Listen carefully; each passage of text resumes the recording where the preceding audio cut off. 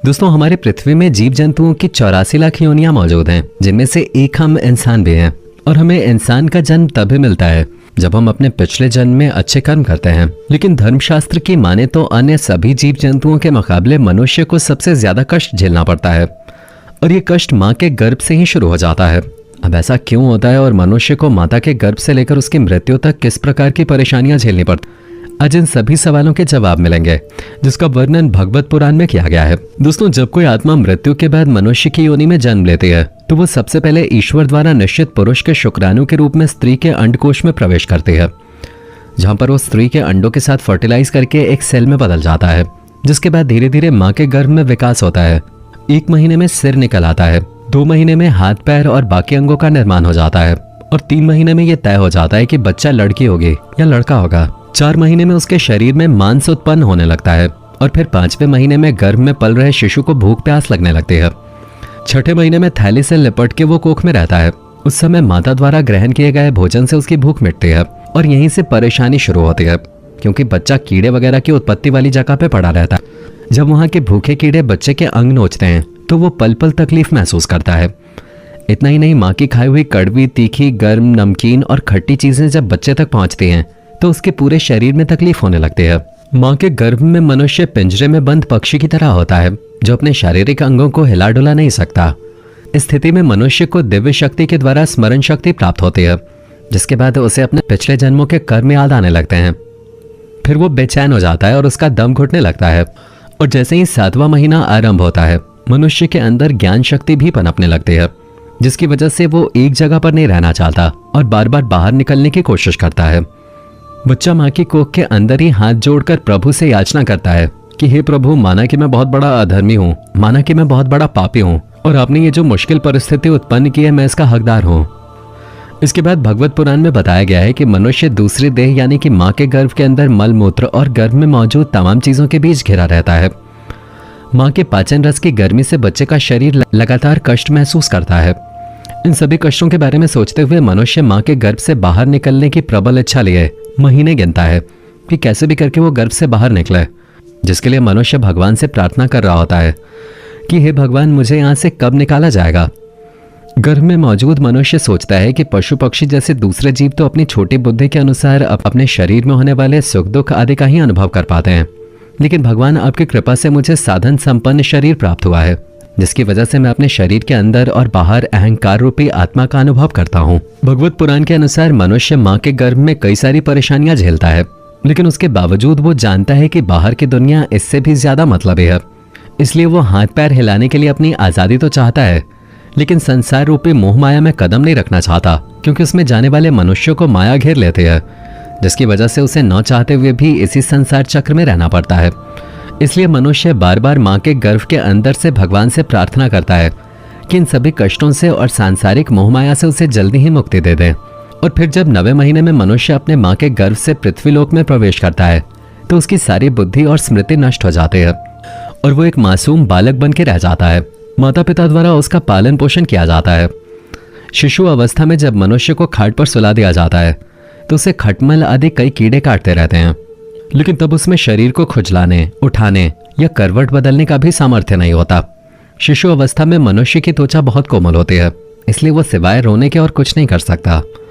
शरीर में चाहे कितनी भी परेशानी क्यों ना हो, वो किसी को बता नहीं सकता। भूख लगने से लेकर मलमूत्र करने तक हर एक चीज के बारे में बताने के लिए उसे रोना पड़ता है। शिशु अवस्था में इस तरह के कष्ट झेलने के बाद मनुष्य युवावस्था में पहुंचता है। इस अवस्था में उसका क्रोध चरम सीमा पर आता है।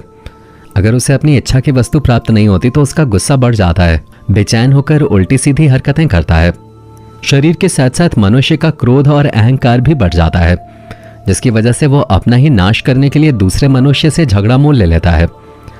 इतना ही नहीं, छोटी बुद्धि और अज्ञानता के कारण मनुष्य के अंदर अभिमान कूट कूट कर भर जाता है, और उसी अभिमान के कारण मनुष्य को पूरा जीवन कष्ट में बिताना पड़ता है। अपने अभिमान की पूर्ति के लिए मनुष्य तरह तरह के कर्म करता है और उनसे पूरी तरह बंध जाता है, जिसके कारण मनुष्य को बार बार संसार चक्र में जन्म लेना पड़ता है और बार बार उन सभी कष्टों को भोगना पड़ता है, जिससे बचने के लिए मनुष्य माँ के गर्भ में भगवान से प्रार्थना करता है। इसलिए भगवत पुराण में बताया गया है कि किसी भी मनुष्य को ऐसे लोगों के साथ मित्रता नहीं करनी चाहिए जो हमेशा स्त्रियों के साथ संबंध बनाने में लगा रहता हो, मूर्ख और आलसी हो, क्योंकि मनुष्य को किसी और के साथ ऐसा मोह और बंधन नहीं होता जैसा स्त्री के साथ संबंध बनाने से होता है।